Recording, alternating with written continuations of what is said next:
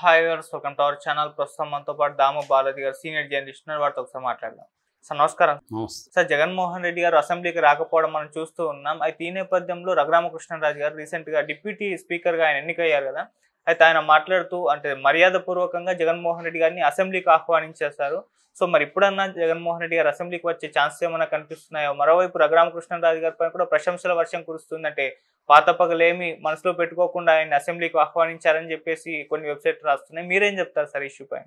రఘురామకృష్ణరాజు నిన్న డిప్యూటీ స్పీకర్గా బాధ్యతలు స్వీకరించాడు. చంద్రబాబు, పవన్ కళ్యాణ్ వీళ్ళు తీసుకెళ్ళి ఆయన కూర్చోబెట్టారు. స్పీకర్ లేచి తన సీటు ఆయనకు ఆఫర్ చేశాడు. మొత్తానికి రఘురామకృష్ణరాజుకి న్యాయం చేశాడు చంద్రబాబు అనేది అందరూ చెప్తున్నారు. అది నిజం కూడా. ఎందుకంటే చంద్రబాబుకి తెలుగుదేశంలో వాళ్ళు ఉపయోగపడిన దానికంటే కూడా రఘురామకృష్ణరాజుకు ఉపయోగపడ్డాడు. ఎందుకంటే జగన్ మీద 4.5 సంవత్సరంగా రఘురామకృష్ణరాజు ఒంటరిగా పోరాటం చేస్తున్నాడు. బట్ ఆయనకి తెలుగుదేశం మీడియా అండగా నిలబడింది. ఆయన ఎప్పుడు ఏం మాట్లాడినా తెలుగుదేశం మీడియా వాళ్ళు లైవ్ ఇచ్చేవాళ్ళు. రచ్చబండ పేరుతో ఆయన రోజు మాట్లాడేవాడు ఢిల్లీలోనో హైదరాబాద్లో కూర్చొని. సో దాన్నంతా వాళ్ళు ఆయన ఎంతసేపు మాట్లాడితే అంతసేపు టైం ఇవ్వడం, దాంతో ఆయన బాగా పాపులర్ అయ్యాడు.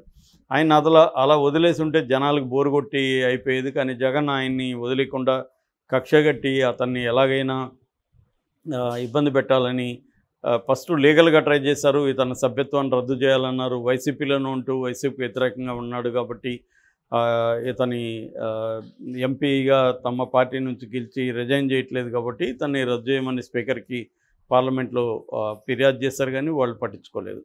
సో ఎందుకంటే ఈయన బీజేపీ వాళ్ళతో కూడా చాలామందితో చాలా దగ్గర సంబంధాల్లో ఉంటాడు రఘురామకృష్ణరాజు. అందుకని వాళ్ళు ఈయన మీద చర్య తీసుకోలేదు. సో రెండవది, జగన్ చెప్పే ప్రతిదీ మేము చేయాల్సిన అవసరం లేదన్న పద్ధతిలో వాళ్ళు ఉన్నారు. ఎందుకంటే జగన్ కొన్ని విషయాల్లో వాళ్ళకి ముఖ్యంగా రాజ్యసభలో బిల్లులకు మద్దతు ఇచ్చి పాస్ చేయడానికి ఉపయోగపడుతున్నాడు. ఆ మేరకు జగన్కి కూడా వాళ్ళు ఉపయోగపడ్డారు. జగన్ కేసులను ముందుకు పనికుండా వాళ్ళు చూసుకున్నారు. అంతేగాని జగన్ అడిగే ప్రతి కోరికను నెరవేర్చాలనేది వాళ్ళకేమీ లేదు.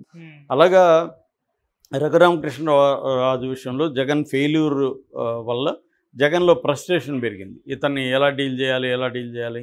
కేడర్లో కూడా జగన్ పట్ల ఒక రకమైన వ్యతిరేకత వచ్చింది. నువ్వు వాడిని ఏం చేయలేకుండా ఉన్నావే అన్నట్టుగా వాళ్ళు మాట్లాడారు.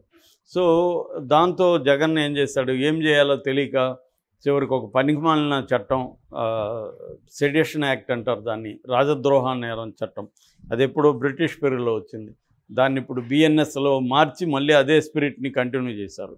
ఇప్పుడు ప్రభుత్వానికి వ్యతిరేకంగా మాట్లాడితే అదే చట్టమే వేరే రూపంలో ఉంది. అప్పుడైతే రాజద్రోహ నేరం అంటే రాజుకి వ్యతిరేకంగా ఎవరైనా ద్రోహం చేస్తే వాళ్ళని శిక్షించాలనేది ఎప్పటి నుంచో ఉన్నది. అది బ్రిటిష్ వాళ్ళ కాలంలో ఉంది. దాన్ని సెడిషన్ యాక్ట్ అంటారు. అలాంటి యాక్ట్ని ఉపయోగించి, దాన్ని మామూలుగా ఎవరు ఉపయోగించరు ఇండియాలో, అలాంటి యాక్ట్ని జగన్ ఉపయోగించి రఘురామకృష్ణరాజుని అరెస్ట్ చేయించి సిఐడి ద్వారా కొట్టారనేది ఆయన ఆరోపించాడు. ఇప్పుడు సిఐడి దానికి సంబంధించిన కేసు కూడా కోర్టులో ఉంది కాబట్టి కోర్టు తేలుస్తుంది నిజంగా కొట్టారా లేదని. ఏదేమైనా మామూలుగా లాకప్లో కొట్టడం అనేది పెద్ద విచిత్రమైన విషయం కాదు. మనం చాలా కేసుల్లో మనం స్టోరీలు చెప్పుకున్నాం. నేను ప్రత్యక్షంగా చాలాసార్లు చూశాను. పౌర హక్కుల సంఘంలో ఉన్నప్పుడు కొట్టడం, చంపేయడం, లాకప్ డెత్లు అనేవి వెరీ కామన్. అలాగా రఘురామకృష్ణరాజుని అతి ఘోరంగా జగన్ ట్రీట్ చేయడంతో రఘురామకృష్ణరాజు ఇంకా కక్ష పెంచుకున్నాడు. జనంలో కూడా కొంతమందికి రఘురామకృష్ణ మీద సింపతి క్రియేట్ అయింది. ఆ టైంలో చంద్రబాబు రఘురామకృష్ణరాజు ఫుల్గా హెల్ప్ చేశాడు. తన అడ్వకేట్ని హైకోర్టులో పెట్టి అతను జైలుకి పోనీయకుండా చూసుకున్నాడు. రాత్రిగా ఇట్లాంటి విషయాల్లో చంద్రబాబు మేనేజరియల్ క్యాపబిలిటీస్ మనకు అర్థమవుతాయి. ఆయనకి ఏంటంటే వ్యవస్థల్లో పట్టు ఉంటుంది, క్విక్గా స్పీడ్గా కదిలించగలడు, నైట్ అండ్ డే నిద్రపోకుండా ఆ ఇష్యూని పరిష్కరించే వరకు ఉండగలడు. అవన్నీ చేశాడు ఆయన. అప్పుడు అందరూ కూడా షాక్ అయ్యారు రఘురామకృష్ణరాజుకి. ఎందుకంటే రఘురామకృష్ణరాజుని కాపాడుకోవాల్సిన అవసరం చంద్రబాబుకు ఉంది. జగన్కి వ్యతిరేకంగా జగన్ పార్టీలోనూ ఉంటూ జగన్కి డ్యామేజ్ చేస్తున్నాడు కాబట్టి రఘురామకృష్ణరాజుని నేను కాపాడుకున్నాడు. అయితే రఘురామకృష్ణరాజుకి తన క్రైసిస్లో తను చంద్రబాబు నిలబడ్డాడని ఆ కృతజ్ఞత ఉంది.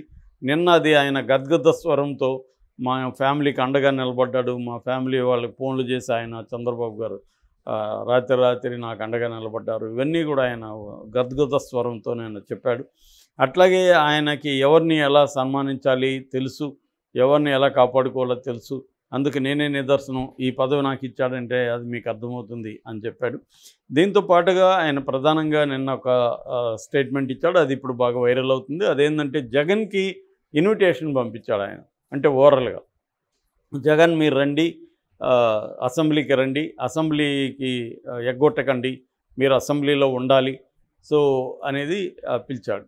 సో ఇంకోటి ఏంటంటే మీలాగా ప్రతిపక్షాలని అగౌరవపరిచే సంప్రదాయం చంద్రబాబుకు లేదు, మిమ్మల్ని గౌరవంగా చూసుకుంటాం, మీరు మైక్ ఇవ్వరని బయట నుంచి చెప్పడం, ఇంట్లో కూర్చొని చెప్పడం కాదు, ఇక్కడికి వచ్చి చూడండి, మీకు అవి మైక్ ఇస్తారా లేదో మీరు చూడండి అనేది అడిగాడు. మామూలుగా పైకి చూస్తున్నప్పుడు దీంట్లో ఎలాంటి తప్పు లేదు. రఘురామకృష్ణరాజు తన శత్రువైన జగన్ని ప్రేమతో ఆహ్వానించాడని చాలామంది ఆయన్ని పొగుడుతున్నారు.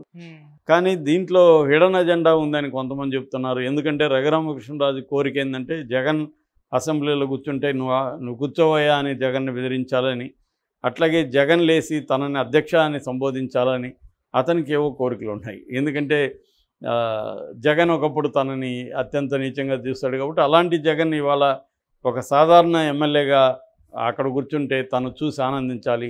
అలాగే జగన్ని తెలుగుదేశం వాళ్ళు, జనసేన వాళ్ళు, బీజేపీ వాళ్ళు దాడి చేస్తుంటే తను ఎంజాయ్ చేయాలి అన్న కోరిక ఈయనకుంది. ఎందుకంటే ఈయన గతంలో కూడా జగన్ మీద ఇంత తీవ్రంగానే మాట్లాడిన వ్యక్తి సడన్గా మారిపోయాడంటే ఎలా నమ్ముతాము? సో ఆయన కోరికను తీర్చుకోవడానికే జగన్ రమ్మంటున్నాడు తప్ప జగన్ మీద ప్రేమ ఏం కాదు అని చాలామంది చెప్పేవాళ్ళు ఉన్నారు. ఏదేమైనా జగన్ వస్తే కానీ తెలియదు. జగన్ రాకపోవడం మాత్రం రాంగ్ అని నేను చెప్పాను ఆల్రెడీ. ప్రజల పాయింట్ ఆఫ్ వ్యూ నుంచి జగన్ ఖచ్చితంగా ప్రజలకు జగన్ మోసం చేసినట్టే అవుతుంది. ఎందుకంటే జగన్ కావచ్చు, మిగతా 10 మంది ఎమ్మెల్యేలు కావచ్చు, వాళ్ళని ప్రజలు ఎన్నుకున్నారు. ఆయా నియోజకవర్గాల సమస్యల్ని అసెంబ్లీలో మాట్లాడాల్సిన అవసరం ఉంటుంది. అట్లాగే వీళ్ళు అసెంబ్లీలో ప్రతిపక్షం అయినా కాకపోయినా ఓవరాల్గా పబ్లిక్ దీంట్లో వీళ్ళే ప్రతిపక్షం కాబట్టి ఆ యాంగిల్లో మాకు మైక్ 1 మినిట్ ఇచ్చినా, హాఫ్ మినిట్ ఇచ్చినా మేము మాట్లాడతాం. మమ్మల్ని అవమానపరిస్తే అవమానాలకు గురవుతాం. ఒకవేళ మమ్మల్ని మాట్లాడలేకపోతే మేము బయట వచ్చి మాట్లాడతాం అనే యాంగిల్ కానీ వాళ్ళు తీసుకొని ఉంటే జగన్కి సింపతి వచ్చిండేది.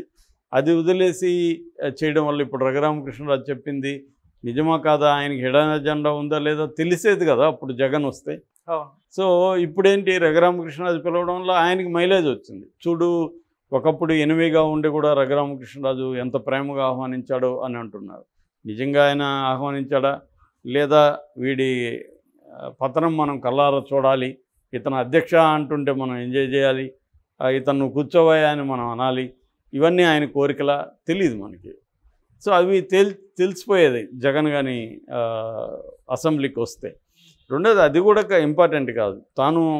తన ఏ నియోజకవర్గం నుంచి గెలిపించారో వాళ్ళకి న్యాయం చేయాల్సిన అవసరం జగన్కు ఉంది. వాళ్ళ తరపున అసెంబ్లీలో మాట్లాడాల్సిన అవసరం జగన్కి ఉంది.